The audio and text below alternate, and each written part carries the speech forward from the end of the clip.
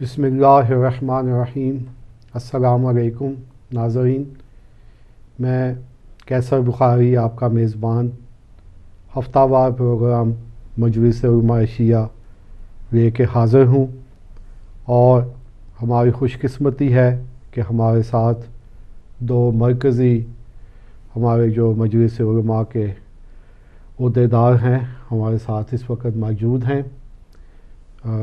جیسے کہ آپ جانتے ہی ہیں، اکثر آپ دیکھتے ہیں پروگراموں میں ہمارے ساتھ جناب حجت الاسلام والمسلمین جناب مولانا فدا حسین نقوی صاحب، اور ہمارے ساتھ مولانا سید نجم الحسن نقوی صاحب موجود ہیں۔ جیسے کہ آپ جانتے ہیں کہ ہر پیر کو تقریباً 5 سے لے کے 6 بجے تک اس میں مجلس علماء کا تعارف، اس کا پروگرام اور مختلف حوالوں سے بات ہوتی ہے، اور پھر بعد میں ہم آپ کی لائیو کالز بھی لیتے ہیں تاکہ اگر آپ کے ذہن میں کوئی سوال ہو تو آپ علماء کرام سے کر سکتے ہیں۔ تو پروگرام کی ابتدا میں جناب مولانا سید نجم الحسن نقوی صاحب سے کرتا ہوں کہ کیونکہ یہ مسئول ہیں مرکزی تبلیغات کے، اور فدا بخاری صاحب مرکزی مسئول ہیں نشر و اشاعت کے۔ تو جناب مولانا سے میرا سوال ہے کہ مجلس نے قوم کی تربیت کے حوالے سے جو پروگرام بنایا ہوا ہے اس کی ذرا تفصیلات بیان فرما دیں۔ اعوذ باللہ من الشیطان الرجیم، بسم اللہ الرحمن الرحیم۔ میں زیادہ تفصیل تو نہیں، خلاصہ یہ ہے کہ اللہ تعالیٰ نے انسانوں کی ہدایت کے لیے ایک نظام جو ہے وہ وضع فرمایا ہوا ہے، اور وہ بنیادی طور پر تعلیم اور تربیت کا ہی نظام ہے۔ اللہ فرماتا ہے کہ لقد من اللہ علی المؤمنین اذ بعث فیہم رسولا، تو یہ نبی جو آئے ہیں یتلو علیہم آیاتہ یزکیہم ویعلمہم الکتاب والحکمہ، تربیت ہے۔ تربیت سے مراد وہی تربیت روحانی ہے، ذہنی اور فکری تربیت اس سے مراد ہے۔ تعلیم ظاہر ہے کہ ایجوکیشن کا ایک دین کے ہاں جو ایک سلسلہ ہے۔ تو انبیاء علیہ السلام کا جو بعثت کا بنیادی ترین مقصد ہے وہ انسانوں کی تعلیم اور تربیت ہے، یا یوں کہیں کہ تربیت اور تعلیم ہے، یوں چونکہ پہلا ذکر جو ہے وہ یزکی، انسانوں کے نفوس کی پاکیزگی ہے، ان کے ذہنوں کی تربیت ہے، ان کے افکار کی ڈائریکشن کو ٹھیک کرنا ہے۔ اسی سے معاشرے بنتے ہیں۔ جی ظاہر ہے کہ اسی سے سب کچھ جو ہے وہ بنتا ہے۔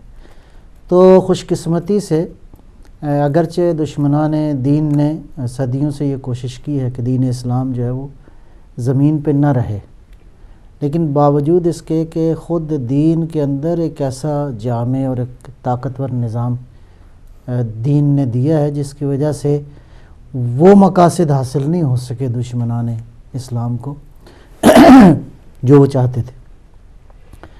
اچھا، اس کے ساتھ ساتھ ظاہر ہے کہ آگے پھر جب ہم اسلام کی بات کرتے ہیں تو مختلف اسکول آف تھاٹس ہیں۔ وہ مکتب جو کہ اہل بیت علیہ السلام کا مکتب ہے، صدیوں سے ایک نظام تعلیم و تربیت ایک دینی طور پہ موجود ہے۔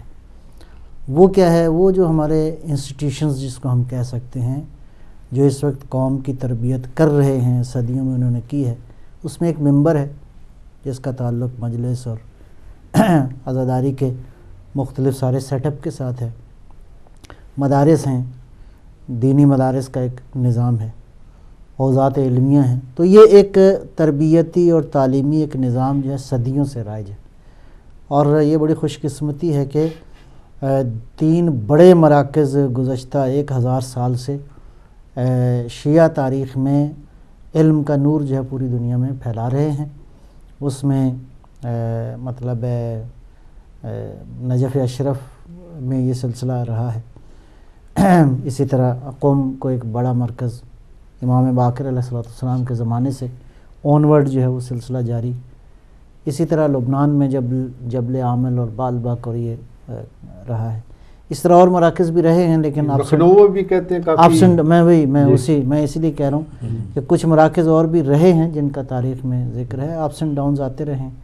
لیکن ابھی ہم یہ کہہ سکتے ہیں کہ شیعہ مکتب کے حوالے سے جو ایک بہت بڑا علمی اور دینی تعلیمی اور تربیتی مرکز ہمارے پاس موجود ہے وہ قم ہے، اور اس میں کس سطح پہ یہ کام ہو رہا ہے یہ ایک مفصل اگر ممکن ہو تو انشاءاللہ اصلاً ضرورت ہے کہ قم کے دینی حوزے کا تفصیلی تعارف کروایا جائے. میں تو سمجھتا ہوں کہ ہزاروں کی تعداد میں اس وقت نہیں، وہ تعداد ایک بات ہے، ایک نظام کو سمجھنا ضروری ہے کہ وہاں پڑھایا کیا جاتا ہے، سسٹم کیا ہے، ایجوکیشن کا لیول کیا ہے. یہ اپنی قوم کو بھی آگاہ کرنا اور پوری دنیا کو آگاہ کرنا بہت ضروری ہے. انشاءاللہ کبھی فرصت ہوئی تو خود جو یہ حوزہ ہے اس کا تعارف انشاءاللہ کروائیں گے. اچھا، اگلے مرحلے میں اب ہم آتے ہیں. یہ جو سسٹم ہے ہمارے ہاں موجود ہے، ظاہر ہے کہ دینی حوالے سے ایک سسٹم آلریڈی موجود ہے جس میں مجالس کا سلسلہ ہے. محرم کے خاص وہ 2.5-3 مہینے کے ایام ہیں، ان میں پروگرام ہوتے ہیں. پورے سال میں ولادت شہادت کے پروگرام ہوتے ہیں. جمعے کے خطبات بھی یہ اسی کا حصہ ہے. ماہ رمضان بھی اسی کا حصہ ہے. جمعہ کے اجتماعات بھی اسی کا حصہ ہیں. تو یہ ایک آلریڈی سسٹم. اس کے علاوہ مدارس کا بھی سلسلہ موجود ہے. علاوہ برئیں اس وقت جو بعض چیزیں نئی آئی ہیں وہ ظاہر ہے کہ خصوصاً اس جدید دنیا کے اندر وہ لیکچرز کو ایک خاص اسپیشل اپنے ٹاپک کے ماہرین دنیا میں جاتے ہیں، لیکچر دیتے ہیں لوگ. تو یہ ٹریڈیشن آہستہ آہستہ ہمارے ہاں بھی آ رہی ہے. اس کے ساتھ ایک بات کا میں اور اضافہ کروں گا. ایک تو صدیوں سے مطلب ایک نظام ہم نے لیا ہے جو ہم تک پہنچا ہے، وہ دینی مدارس کا قیام ہے، وہ علماء کی تعلیم و تربیت ہے اور اس کے مختلف مراحل ہیں، اور اسی طرح منبر ہے اور مسجد ہے. ٹھیک ہے جی. تو یہ ایک صدیوں سے ایک سلسلہ آ رہا ہے. اس کے ساتھ ایک نقطہ یہ ہے کہ خصوصاً یو کے میں اس وقت مجلس علماء شیعہ یورپ جو ہے زیادہ فعالیت کا مرکز اس وقت فی الحال یو کے ہے. تو یو کے میں اس وقت علاقائی سطح پہ بہت ساری تنظیمیں ہیں، مطلب ہے جو بہرحال اچھی خدمات انجام دے رہی ہیں، نوجوانوں کی ہیں، خواتین کی ہیں، اور بھی اسی طرح کافی عرصے سے ہیں. بہرحال مطلب وہ خدمات انجام دے رہے ہیں آلریڈی، مطلب ایک سلسلہ ہو رہا ہے. مجلس نے جو کیا کیا ہے، اور ہمارا جو میں سمجھتا ہوں اس ویژن کو سمجھنے کی ضرورت ہے. ہم نے جو کیا ہے وہ یہ ہے کہ ان سارے کاموں کو نیشنل سطح پہ ایک سینٹر دیا جائے، نیشنل سطح پہ ان کو مرکوز کیا جائے، ان کی سینٹرلائزیشن ہو، اور جب ساری قوتیں مل کے کسی ہدف کو لے کے آگے بڑھیں گی تو زیادہ قوت اس میں پیدا ہوگی. اس اعتبار سے ابھی تک گزشتہ 3 سال میں ذرا فعالیت کا دائرہ تھوڑا سا چونکہ مجلس کا زیادہ وسیع ہوا ہے، پہلے فعالیت تھی بہرحال وہ اس سطح پہ وسیع نہیں تھی، لہٰذا یہ جو موجودہ یہ جو ہم شعبہ جات کی بات کر رہے ہیں، تعلیم کے، تربیت کے، سیاست کے اور باقی دیگر کئی شعبہ جات ہیں جس میں مجلس علماء شیعہ یورپ خصوصاً اس سال کی جو مطلب ہے آپ کہہ سکتے ہیں پچھلے 2 سال کے اندر جو ہے وہ ایک بنیادی کام ہوا. مجلس علماء شیعہ یورپ کا ایک نیا کانسٹیٹیوشن بنا، اس کے اندر نئے شعبوں کا ایک تصور دیا گیا، مجلس کے کاموں کو ایک نئی وسعت اور نئے ویژن اور نئے اہداف کے حوالے سے، اہداف تو ظاہر بیسیکلی وہی تھے لیکن ان کو مزید اس میں وسعت کے حوالے سے بات کی گئی. تو پہلا مرحلہ جو ہوا وہ کانسٹیٹیوشنل ایک ہم نے طے کیا. اس کے بعد اس سال انہی خطوط کے اوپر جو ہے ابھی ہم کوشش کر رہے ہیں کہ اس پورے نظام کو اسٹیبلش کریں. ظاہر ہے کہ یہ مختلف مرحلوں میں ہوگا، آہستہ آہستہ قوم بھی آمادہ ہوگی، قوم بھی متوجہ ہوگی، اور انشاءاللہ ظاہر ہے کہ انہی لوگوں کے ساتھ ہم نے مل کے یہ سارا سلسلہ چلانا ہے. اور یہ جتنے پروجیکٹس ہیں یہ قوم ہی کی مطلب رفاع، ترقی اور اس کے لیے ہیں. اس میں ایک آئیڈیا جو ہے وہ کچھ نہ کچھ ہم اپنی گفتگو میں بیان کرتے رہے ہیں، مزید بھی کریں گے as a system, as a institution, اور وہ ہے امامیہ کونسل کا ایک ادارہ ہے، اس کے کیا اہداف ہیں اس کی ڈیٹیل انشاءاللہ پھر آئندہ کسی پروگرام میں. تو آج آپ نے جو سوال کیا ہے اس میں یہ میں بیک گراؤنڈ میں جو بات عرض کی ہے کہ نظام تعلیم و تربیت. اب یہ تعلیم و تربیت کے حوالے سے میں اس کو پھر آگے تقسیم کروں گا. وہ کیا ہے؟ اس کی تقسیم یوں ہے کہ ایک تو گورنمنٹ کا یہاں پہ ایجوکیشنل سسٹم موجود ہے. ہم یہ نہیں چاہتے کہ اس ایجوکیشنل سسٹم کو کوئی، میرا مطلب ہے اس کے مقابلے میں یا کوئی اس سسٹم کے حوالے سے جو ہے کوئی نیا ایک سسٹم لانا چاہتے ہیں یا اس سسٹم میں کوئی تھوڑا سا کنٹرڈکشن ہے، نہیں ایسا نہیں ہے. ایک سسٹم آلریڈی گورنمنٹ کا موجود ہے. البتہ اب ہماری کوشش یہ ہے کہ یہ جو بچے اسکولوں میں کالجوں میں پڑھ رہے ہیں ان کی دینی تعلیم کا کوئی ایک ہمارے پاس نظام موجود ہو. یہ ایک بات ہے. وہ پڑھتے رہیں، اپنی ایجوکیشن کو جاری رکھیں، ساتھ ہی ساتھ ان کے ذہن جو ہے وہ اہل بیت علیہ السلام کی تعلیمات سے ہم ایک ایسا سیٹ اپ بنا دیں کہ یہ بچے جو ہے وہ یہ تربیت حاصل کرتے رہیں، ان کی ذہنی، فکری، قلبی ان کی جو ہے تزکیہ بھی ہوتا رہے اور یہ اپنی اس ایجوکیشن کو بھی جاری رکھیں. لہٰذا فوکس اس وقت یہ ہے کہ ہماری جو نوجوان نسل ہے خصوصی طور پر ہم ان کو ایک ایسا انوائرمنٹ دیں، ایک ایسا ماحول دیں، ایک ایسی کلائمیٹ دیں جس میں وہ مذہبی حوالے سے اپنی فکری تربیت اور اپنی قلبی، اپنی روحی تربیت کے لیے کوئی ایک نظام جو ہے وہ پا سکیں. اس کے لیے الحمدللہ بڑے کامیاب سٹیپس ابھی تک مجلس نے اٹھائے ہیں، مزید بھی انشاءاللہ موجود ہیں. تو ان بچوں کی تعلیم اور تربیت کے حوالے سے جو نظام وضع کیا گیا ہے اس میں ایک تو سلسلہ ہے وہ یہ ہے کہ علیحدہ سے یوتھ کا ایک شعبہ بنا دیا گیا ہے اور ان کے لیے پھر نیشنل سطح کے اس طرح کے پروگرام بھی ہیں. اس میں جو ابھی تک جو کامیابیاں ہوئی ہیں یہ فاطمیہ کیمپ فاطمیہ کا جو ہم نے ذکر کیا اور تیسرا یہ کیمپ ہو رہا ہے اور میرا خیال ہے یو کے بلکہ پورے یورپ کی سطح کا اتنی بڑی سطح کا اور اتنا منظم اور اتنا نتیجہ بخش کیمپ جو ہے وہ یہ اپنی نوعیت میں اپنی مثال آپ ہے جی. اور اس کے اثرات الحمدللہ ہم قوم کا بھی شکر گزار ہیں کہ انہوں نے اس اپنے پروگرام کو بھی طرف توجہ دی ہے اور الحمدللہ گزشتہ تقریباً تیسرا کیمپ ابھی اس سال ہونے جا رہا ہے. تقریباً 25-30 کے قریب والنٹیئرز ایسے ہیں جو کہ مسلسل اس کیمپ کو آرگنائز کرنے میں، اس کو بہتر بنانے میں چند ماہ تک ان کی فعالیت ہوتی ہے اور در نتیجہ یہ کیمپ جو ہے وہ کامیاب ہوا ہے اور اس سال بھی انشاءاللہ یہ کیمپ جو ہوگا. تو یہ ایک کام ہے جو کہ مرکزی سطح کا بچوں کی دینی تربیت اور تعلیم کا جو ہے وہ ایک پروگرام ہم نے کیا ہے اور الحمدللہ یہ سلسلہ جاری ہے. دوسرا کام جو مجلس نے کیا ہے اور اس سال بھی وہ انشاءاللہ ہوگا، اس کا کنٹینیوشن اس کی ہے، وہ یہ ہے کہ پچھلے سال نوجوانوں کی، بچوں کا اور بچیوں کا ایک ٹرپ زیارتی اور تعلیمی ٹرپ جو ہے وہ ایران گیا تھا اور جو بچے واپس آئے ہیں اور واقعاً مطلب ہے ان کے جو تاثرات تھے وہ بہت زیادہ انسپائر تھے اور واقعاً انہوں نے قریب سے جا کے دیکھا ہے کہ حوزہ کیا ہوتا ہے، علم کیا ہے، دین کیا ہے، دین کی اہمیت کیا ہے اور زیارات بھی تھیں اور ساتھ یہ سلسلہ علمی تعلیمی بھی تھا. یہ کیمپ انشاءاللہ اس سال بھی ہوگا اور مجلس علماء شیعہ یورپ کے صدر جناب حجت الاسلام آغا سید علی رضا رضوی وہ اس کو لیڈ کریں گے، ساتھ جائیں گے انشاءاللہ انہی بچوں کے ساتھ اور اسی گروپ کے ساتھ وہ جائیں گے اور بڑا سستا پیکج جو ہے وہ دیا گیا ہے اور اس سلسلے میں ہماری قوم سے بھی گزارش ہے کہ وہ اس پروگرام میں توجہ دیں اور اس کی ایڈز وغیرہ اور اس کا سلسلہ جو ہے وہ آ رہا ہے انشاءاللہ اس کی طرف توجہ کریں گے. تو یہ دوسرا پروگرام ہے. یہی ظاہر ہے کہ بچوں کی تعلیم اور تربیت کے حوالے سے یہ جو خدمات ہیں وہ قوم کو دی جا رہی ہیں. تیسرا کام جس پہ ہم توجہ دلا چکے ہیں اور مزید توجہ کی ضرورت ہے اور مزید قوم کی طرف سے ہمیں خواہش ہے کہ وہ ہمارے اس پروگرام کے ساتھ شامل ہوں، وہ کیا ہے؟ ایک یونیک نصاب، ایک کریکلم انہی بچوں کی تعلیم اور تربیت کے حوالے سے وہ 7 کتابیں شائع ہو چکی ہیں. اب اگلا مرحلہ جو ہے اس کو تھوڑا سا توجہ کی ضرورت ہے. اگلا مرحلہ کیا ہے کہ یہ نصاب مدرسوں میں پڑھایا جائے. اب اس نصاب کو پڑھانے کے لیے جہاں نہیں پڑھایا جا رہا وہاں پڑھایا جائے اور جہاں پڑھایا جا رہا ہے وہاں کچھ مسائل ہیں. وہ کیا ہیں؟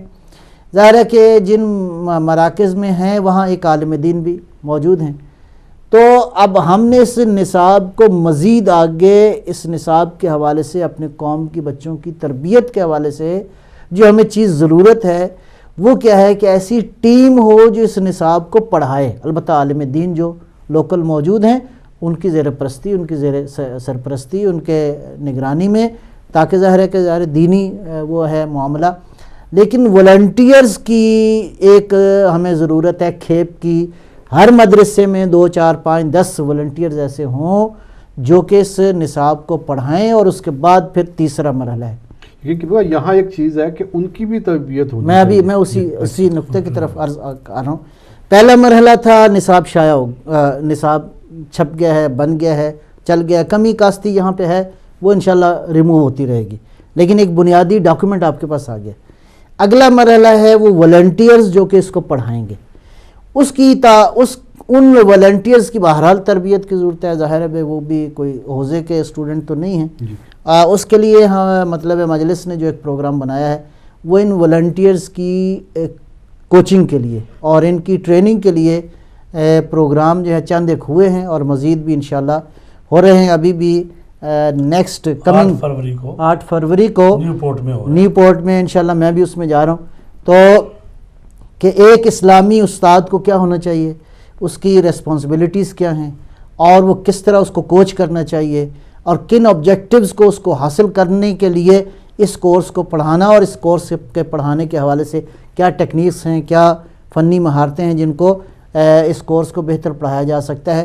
تو اس طرح کے ٹیچر ٹریننگ کورس لندن میں ہوا ہے، یہاں مانچسٹر میں ہوا ہے، غالباً برمنگم میں یا لیوٹن میں شاید ہوا ہے، اور ابھی چوتھا کورس جو ہے وہ دوبارہ ہونے جا رہا ہے انشاءاللہ اس 8 فروری کو. جو لوگ جن تک یہ آواز پہنچ رہی ہے اگر ممکن ہو تو انشاءاللہ وہ نوجوان جو کہ آپ کو کام دے سکتے ہیں دینی مدارس کے اندر بچوں کی تعلیم کے حوالے سے، خصوصاً ان کی خدمت میں گزارش ہے کہ وہ انشاءاللہ اس کورس میں شرکت کریں. اور 8 فروری کو کمنگ سیٹرڈے جو ہے وہ اس میں یہ ہو رہا ہے. تو یہ دوسرا مرحلہ ہو گیا. تیسرا مرحلہ جو ہے وہ ظاہر ہے کہ اب ہم ان بچوں کو پڑھانے جا رہے ہیں یہ سارا کے سارا کورس. ان کی تعلیم کا اگلا مرحلہ یہ ہے کہ یہ 7 کتابیں ہیں. ان 7 کتابوں کا ایک باقاعدہ امتحان ہوگا انشاءاللہ. اس امتحان کے لیے ایک باقاعدہ ایک ٹیم، ایک باڈی مطلب ابھی اناؤنس ہو گئی ہے. ظاہر ہے کہ ان سارے سسٹم کو چلانے کے لیے ابھی بہرحال وقت لگے گا. افراد ساتھ ہمارا ساتھ دیں گے، علماء کرام بھی بہرحال ساتھ چلیں گے، لیکن بہرحال وقت لگے گا. صرف ابھی اس مرحلے میں ہیں کہ ہم لوگوں کو متوجہ کر رہے ہیں کہ ہم چاہ رہے ہیں کہ اس طرح کا سسٹم اسٹیبلش کیا جائے، ڈیولپ کیا جائے، اس کو بنایا جائے. اور اگلے مرحلے میں یہی ہوگا کہ یہ کتابیں ابھی بعض مراکز میں 3 پہلی کتابیں پڑھائی جا چکی ہیں تقریباً عمومی طور پہ. اگر جائزہ لیا جائے تو کافی سارے مدارس ایسے ہیں جس میں 3 کتابیں پڑھائی جا چکی ہیں. اب ممکن ہے 1-2 سال کے اندر اگلی 4 کتابیں بھی بچے پڑھ لیں، اور اس کے بعد ان کا ٹیسٹ ہو، اور اس ٹیسٹ کے بعد جب یہ بچے 7 کتابوں کا امتحان دے دیں مجلس کی طرف سے انشاءاللہ they will be given a certificate. ان کو ایک سرٹیفکیٹ دیا جائے گا، ایک ڈاکیومنٹ دیا جائے گا. اور انشاءاللہ ہماری کوشش ہے کہ اس ڈاکیومنٹ کے بہرحال یہ تھوڑا سا لانگ پروسیجر ہے، آگے ہم کس مرحلے میں جاتے ہیں. تو یہ مختلف سٹیپس ہیں کہ البتہ دینی تعلیم کے حوالے سے یہ بالکل پہلا مرحلہ ہے. اگر 2 سال کے اندر ہم فرض کریں یو کے لیول پہ 2000-3000 طالب علم جو ہے وہ اس سسٹم کے اندر آ جاتے ہیں، پھر ایک ایگزامینیشن بورڈ بنتا ہے، ایک امتحان ہوتا ہے، پھر ایک سند دی جاتی ہے، اور ایک سسٹم اسٹیبلش ہو جاتا ہے، تو انشاءاللہ ہوپ فلی امید یہ ہے کہ ہم ایک بڑا بنیادی کام جو ہے وہ اس کو ہم ایک مرحلہ جو ہے اس کا گزار دیں گے. پھر اگلا مرحلہ ہے اگر دینی حوالے سے بچے مزید آگے جانا چاہتے ہیں تو اس کے اگلے سٹیپس ہیں. پھر وہ انشاءاللہ وہ آئندہ کسی وقت اس پہ بحث ہوگی کہ انہی بچوں میں سے البتہ بہت جو بڑا ویژن ہے وہ میں عرض کروں گا وہ یہ ہے کہ یہی بچے اگر فرض کریں 2000-5000 بچے جو ہیں پڑھتے ہیں تو 5 سال 10 سال کے اندر ہمیں انہی میں سے 20-25 نوجوان ایسے مل جاتے ہیں جن کو ہم پیش نمازی کا کورس کرا دیں، جن کو حوزے کی مزید تعلیمات جو ہے وہ دلوا دی جائے. چونکہ آنے والے وقت میں ضرورت ہے کہ یہیں کے بچے ہوں، یہیں کے کلچر کو سمجھتے ہوں، یہیں کی زبان کو جانتے ہوں، اور وہ علمی طور پر بھی اتنی انفارمیشن ان کے پاس موجود ہو کہ قوم کی قیادت اور لیڈرشپ کا کام جو ہے وہ انشاءاللہ فیوچر میں جو ہے وہ ادا آپ کی کر اجازت سے اگر ایک ٹیلیفون کال جی بسم اللہ جی آپ لے لیں. السلام علیکم. السلام علیکم ورحمۃ اللہ وبرکاتہ. جی باجی کہاں سے بول رہے ہیں آپ؟ میں امریکہ سے بات کر رہی ہوں. میں نے پروگرام میں بات کرنی تھی اس لیے کہ میں نے لاسٹ ٹائم بات کی تھی اور کتاب کے بارے میں بات کی تھی. میں نے اپنا نمبر اور ایڈریس بھی دیا تھا لیکن کوئی ای میل بھی مجھے ابھی تک نہیں پہنچی اس کے بارے میں یا کوئی فون بھی نہیں آیا اور مجھے کتابوں کی واقعی سخت ضرورت ہے. جی باجی وہ کیونکہ میرے ذمہ تھا تو میں نے آپ کو فون کیا اسی نمبر پہ جس نمبر پہ آپ نے مجھے کیا تھا. تو آگے سے ریکارڈنگ چلتی ہے رضا.com کی کہ پن نمبر بتائیں. میں نے آپ کی کتابیں بھی رکھی ہوئی ہیں پیک کر نہیں کے. لگتا ہے شاید غلط نمبر ہے. میں دوبارہ لکھوا دیتی ہاں ہوں. آپ Please. کنٹرول روم یہ میں بات ہو اپنا گئی جو جی پلیز لکھوا دیں تو میں پہلی فرصت میں ہی میں آپ کو انشاءاللہ میں پارسل کر دوں گا. جی وہ میں فون پہ بتا دوں گا تفصیلات ان کو ساتھ. آپ پلیز اپنا نمبر جو ہے وہاں کنٹرول روم میں دے دیں. یہ بھی ڈائریکٹ بات ہوگی. اچھا تو یہ اور ہے کوئی کال؟ جی میں تھوڑا سا پھر قبلہ سے استفادہ کرتے ہیں. تو یہ مطلب ہے تعلیم اور تربیت کے حوالے سے یہ ایک سسٹم ہم دینی تعلیمی تربیتی پروگرام جو ہے وہ چاہ رہے ہیں. انشاءاللہ اگر اللہ نے توفیق دی تو اسی ایجوکیشنل سسٹم کو ہم لے کے آگے بڑھیں گے اور ہائر کلاسز ہائی ایجوکیشن اور ہائر لیول پہ انشاءاللہ اس کو لے کے آگے بڑھیں گے. ہمارا ویژن یہی ہے کہ ایک انشاءاللہ فیوچر میں جی بسم اللہ جی. جی السلام علیکم. وعلیکم السلام. جی کون میرے بھائی کہاں سے بول رہے ہیں؟ ایک سوال ہے میرے پاس. اپنا نام بتائیں گے آپ؟ میرا نام علی ہے, برمنگھم سے بات کر رہا ہوں میں. جی بسم اللہ. اچھا برمنگھم سے. جی سوال یہ ہے کہ ہم جو شیعہ مذہب کے ہیں جی تو ہمارے پاس 12 امام ہیں, تو پھر ہمارے پاس ایک بھی صحیح کیوں نہیں ہے؟ کیونکہ سنی کے پاس 4 صحیح ہے کتابیں, تو ہمارے پاس کیوں ایک بھی صحیح نہیں ہے؟ حدیث کی کتاب بتاتے ہیں. جی بتاتے ہیں کہ صاحب ابھی آپ میرے شعبے کی بات انہوں نے جی جی کہیں تو اسی سوال کا جواب دے جواب ایسا ہے کہ میرے عزیز جو بھی علی جنہوں نے گفتگو کی ہے ان کی اطلاع میں نہیں ہے, چونکہ ان کی انفارمیشن میں نہیں ہے کہ ایسا نہیں ہے کہ نہیں ہے. البتہ ہمارے پاس حدیث کی کتابیں بہت زیادہ ہیں. میں صرف بطور مثال 1-2 کا ذکر کرتا ہوں اس وقت. البتہ اس میں ایک خوبی یہ ہے کہ ہمارے ہاں اس جو کمپائلیشن ہے وہ ٹاپک وائز موجود ہے. اہل سنت کے ہاں جو حدیث کی صحاح ستہ جو موجود ہیں وہ اس میں کئی ٹاپکس جو ہیں وہ موجود ہیں. مطلب عقائد پہ بھی ہے, تفسیر پہ بھی ہے, احکام اور فقہ پہ بھی حدیثیں ہیں اور باقی بھی ٹاپکس پہ ہیں. لیکن اب ہمارے پاس جو اس وقت ذخیرہ موجود ہے وہ بالکل موضوعاتی طور پہ کمپائل شدہ ہے. اس میں 2 بڑی کتابیں جس کو جو اس وقت اجتہاد کا بنیادی سورس ہیں, ایک وسائل الشیعہ الی تحصیل مسائل الشریعہ ہے جو مرحوم شیخ الرعاملی کی کتاب ہے. وہ تقریباً 20 جلدوں پہ یہ موجود ہے اور 36,000 احادیث اس میں موجود ہیں. 36,000 حدیث اس ایک کتاب میں ہے.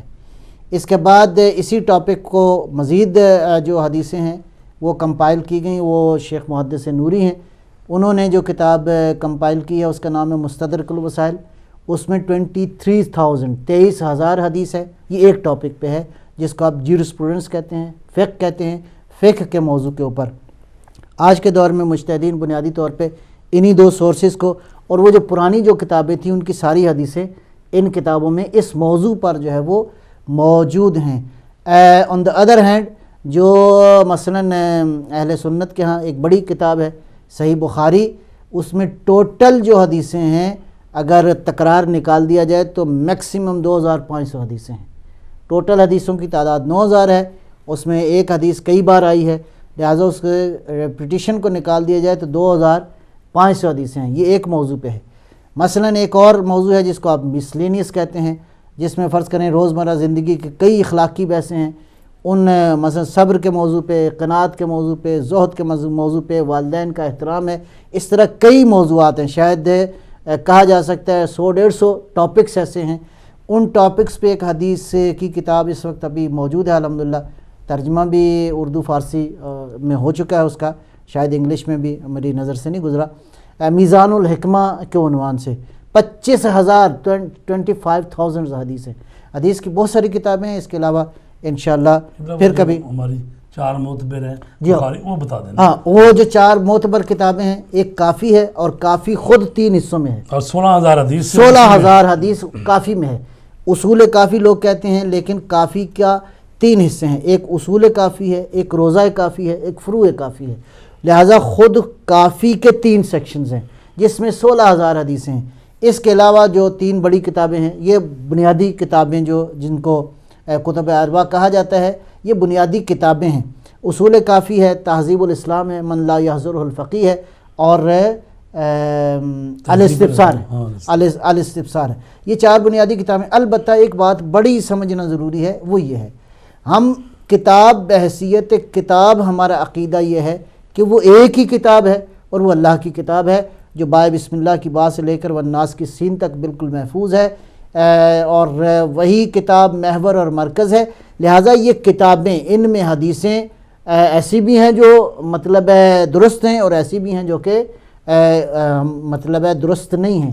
لہٰذا آپ یہ نہیں کہہ سکتے بحیثیت کتاب یہ ساری کی ساری کتابیں آنکھیں بند کر کے ہم اس پہ عمل کرتے ہیں، نہیں۔ ظاہر ہے کہ اس میں علم رجال کی بحثیں ہیں، اس میں بہت ساری اور بحثیں ہیں، لہٰذا ایک حدیث ممکن ہے ان کتابوں میں موجود ہو اور محققین کی نظر میں وہ تحقیق کے معیار پہ پوری نہ اترتی، جس کو آپ ضعیف کہتے ہیں اپنی زبان ضعیف ہے، وہ تو پھر ٹیکنیکل بحثیں ہیں۔ ظاہر ہے کہ ساری کی ساری حدیثیں ان میں جو موجود ہیں وہ صحیح نہیں ہیں، لہٰذا ہم آنکھیں بند کر کے یہ نہیں کہتے کہ یہ ساری کتابیں بالکل صحیح ہیں۔ صحیح ایک ہی کتاب ہے، وہ اللہ کی کتاب ہے۔ اس لیے اہل بیت علیہ السلام نے بنیادی اصول وضع فرمائے ہیں کہ ہماری حدیث اگر تم تک پہنچے تو اس کا کرائٹیریا یہ ہے، اصول یہ ہے پرکھنے کا، اگر قرآن سے ٹیلی کرتی ہے تو وہ ہمارا فرمان ہے، اگر قرآن کے مخالف ہے تو پھر اس کو چھوڑ دو، اس کو دیوار۔ آپ کی اجازت سے اگر فون کال دیں گے۔ جی بسم اللہ۔ جی السلام علیکم۔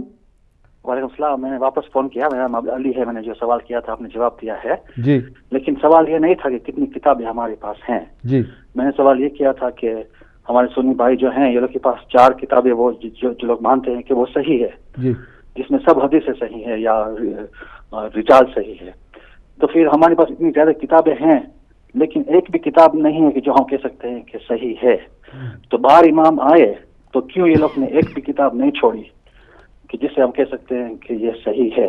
یہ سوال ہے میرا۔ جی بہت شکریہ۔ ٹھیک ہے۔ ٹھیک۔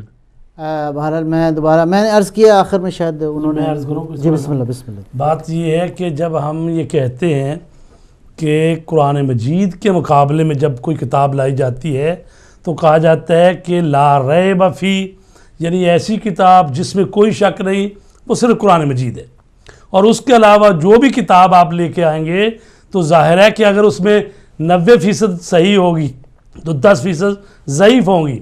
مطلب ہے کہ ایسا نہیں ہے کہ کوئی کتاب جو ہے وہ مولا علی علیہ السلام نے یا امام حسن نے یا امام حسین نے یا 12 اماموں نے بیٹھ کے لکھوائی ہو کہ بھئی یہ حدیث لکھو، یہ لکھو، یہ لکھو، اور ہم کہیں کہ جناب چونکہ انہوں نے لکھوائی ہے ساری اول سے لے کر آخر تک تو لہٰذا ساری صحیح ہے۔ بات یہ ہے کہ جو حدیثیں جمع ہوئی ہیں اس میں یہ ہے کہ جیسے برادران اہل سنت کے پاس 6 معتبر کتابیں ہیں تو وہ انہوں نے کہہ دیا کہ بھئی صحیح ساری صحیح ہیں، لیکن ہماری جو کتابیں وہ بھی صحیح ہیں، یہ غلط نہیں ہے، یہ غلط فہمی نہ ہو۔ بات ہو رہی ہے کہ کیا وہ جب قرآن کے مقابلے میں لائی جاتی ہے تو لا ریب فی صرف قرآن ہے، اس کے بعد کوئی لا ریب نہیں ہے، بلکہ اس میں یعنی ہو سکتا ہے کہ اگر اس میں 16,000 حدیثیں ہیں ہمارے اصول کافی میں تو ظاہر ہے اس میں 16,000 میں ہو سکتا ہے 1,000 حدیث ضعیف ہو، تو یعنی ہم یہ نہیں کہتے کہ ایک جو ہے وہ بالکل لا ریب، ایسی بات نہیں ہے، ٹھیک ہے۔ تو لہٰذا جو ائمہ اطہار فرماتے تھے تو ان کے شاگرد، ان کے اصحاب ان کو لکھ لیتے تھے، تو جب لکھا جاتا ہے، ایک چیز لکھی جاتی ہے تو ہو سکتا ہے کوئی جملہ جو ہے وہ اضافی لکھ لیتا ہے، کوئی کم لکھتا ہے، کوئی مفہوم اس کا لکھ لیتا ہے، تو لہٰذا اس کی تحقیق تو بہرحال کرنی چاہیے اور ہونی چاہیے کہ یہ حدیث جو آئی ہے کیا یہ بالکل ٹھیک ہے قرآن مجید کے مطابق، یعنی قرآن مجید کے اگر خلاف ہو تو آئمہ نے خود فرمایا کہ اس کو دیوار پر دے مارو۔ تو ہم جب بات کہتے ہیں تو اس پیرائے میں بات کرتے ہیں، وَإِلَّا ظاہر ہے کہ ہماری جو 4 معتبر کتابیں ہیں وہ صحیح ہیں، اور ہم اس کو کوئی ایسی بات تھوڑی، ہمارے بزرگوں نے اور جو محدثین انہوں نے جمع کی ہیں، انہوں نے اپنی ثوابدید کے مطابق جو ان کو حدیث ملی انہوں نے لے لی، لیکن بہرحال محققین کا کام اپنی جگہ پر باقی رہتا ہے کہ بعد والے آنے والے جو ہیں اس کو دیکھیں کہ انہوں نے یہ حدیث جو ہے کس کس سے لی ہے، علم رجال پڑھیں اور دیکھیں کہ اس کو نقل کرنے والا کون ہے، کہ آیا اس کا مفہوم قرآن مجید کے ساتھ صریحاً ٹکراتا تو نہیں ہے۔ تو ظاہر ہے کہ یہ ساری چیز اپنی جگہ پہ بحثیں ہیں، تو اس کا مطلب ہرگز نہیں ہوتا جب ہم کہتے ہیں کہ ہماری حدیث کی کتابیں بہت ساری ہیں تو اس کا مطلب یہ ہے کہ ہم کہتے ہیں کہ صحیح نہیں ہے، نہیں، ایسا نہیں۔ اس میں یہ بھی ہے کہ بنی عباس کا، امیہ کا دور 700-800 سال جو ہیں، یہ ظالم حکمرانوں نے جو ہے کس طرح کا انہوں نے جو ہے دور گزرا ہے کہ جس میں اہل بیت کے ماننے والوں پہ سختیاں کی گئیں۔ ایک اور نقطہ میں اضافہ کروں گا کہ علم رجال ہمارے ہاں بھی ہے، اہل سنت کے بھی ہاں۔ علم رجال کا معنی یہ ہے کہ ساری کتابیں جن کو وہ صحیح کہتے ہیں وہ بھی صحیح نہیں ہیں۔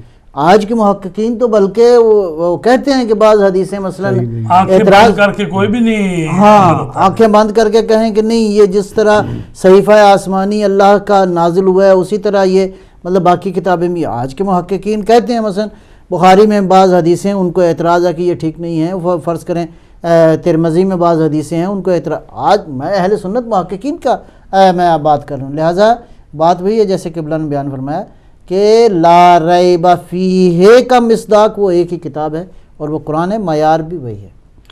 تو جناب قبلہ بخاری صاحب سے میرا سوال ہے کہ مجلس علماء شیعہ نے 2014 کا جو ایک پروگرام مختلف ترتیب دیے ہیں اس کی اگر آپ کچھ وضاحت بیان فرمائیں۔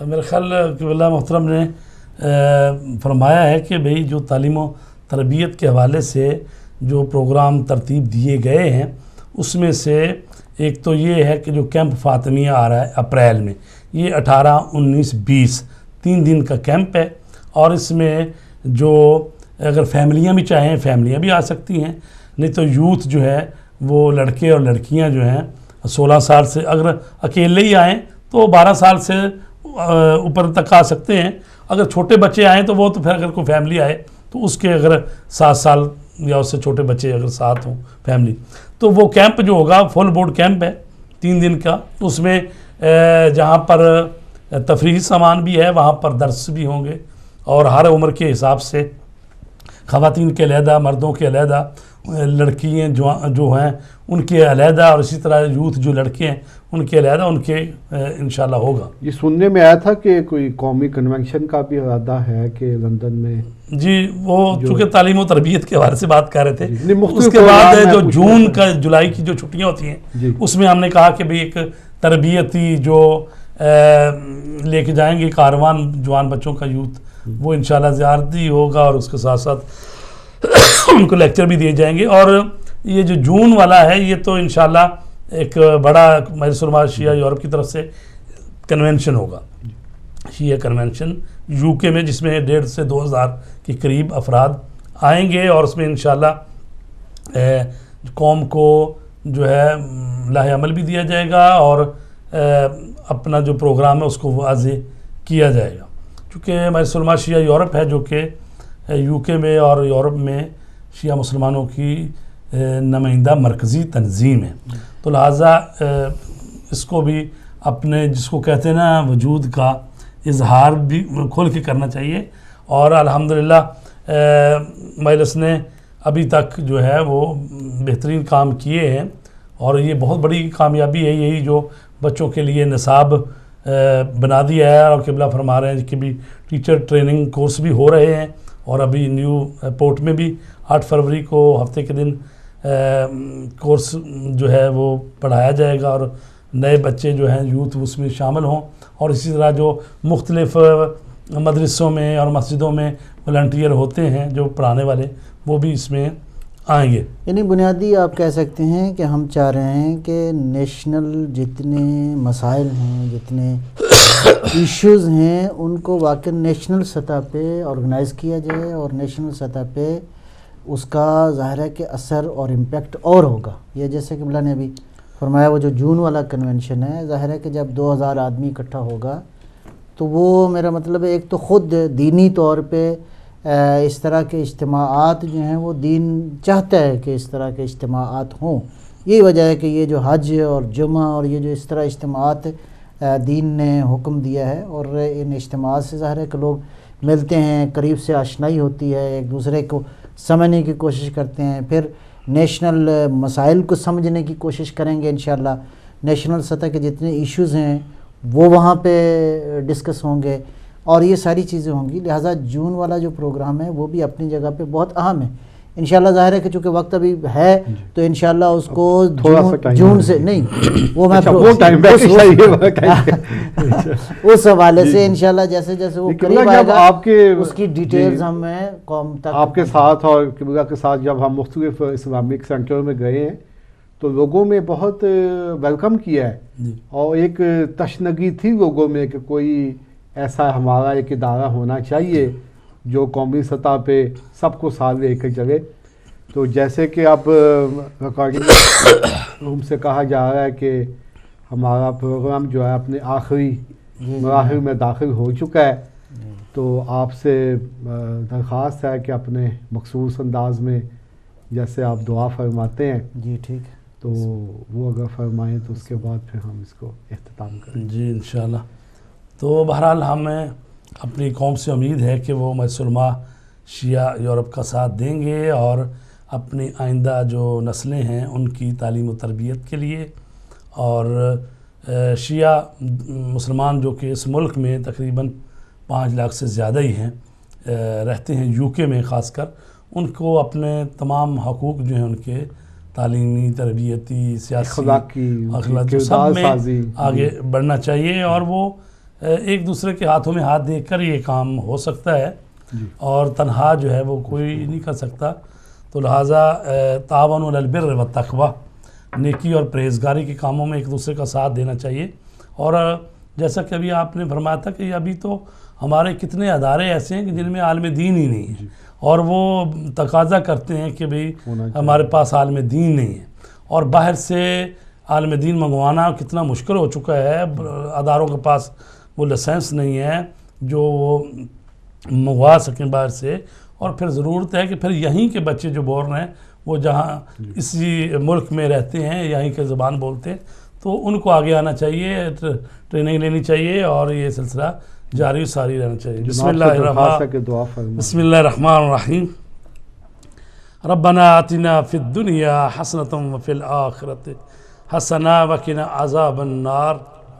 پروردگار محمد و آل محمد کے صدقے میں مجلس علماء شیعہ یورپ جن اہداف اور مقاصد کو لے کر آگے بڑھ رہی ہے، میرے اللہ اس میں انہیں کامیاب فرما. پروردگار جو لوگ تعاون کرتے ہیں ان دامے در میں سخنے ان سب کی توفیقات خیر میں اضافہ فرما. بار الہ ہم سب کو حج و زیارت نصیب فرما. جو حج و زیارت کے لیے ارادہ رکھتے ہیں اور جانے کی تیاری کر رہے ہیں، میرے اللہ ان کو خیر و عافیت سے اپنی منزل مقصود تک لے کر جا. اور پروردگار ہمارے آقا و مولا امام زمانہ کے ظہور میں تعجیل فرما. علماء اعلام، مراج کرام، رہبر معظم کا سایہ ہمارے سروں پر مستدام فرما. پروردگار تو بڑا ہی مہربان ہے، ہم گناہگار ہیں. پروردگار ہم سے وہ سلوک فرما جو تیری شایان شان ہے، ہم سے وہ سلوک نہ کرنا جس کے ہم سزاوار ہیں. اللہم صلی علی محمد و آل محمد.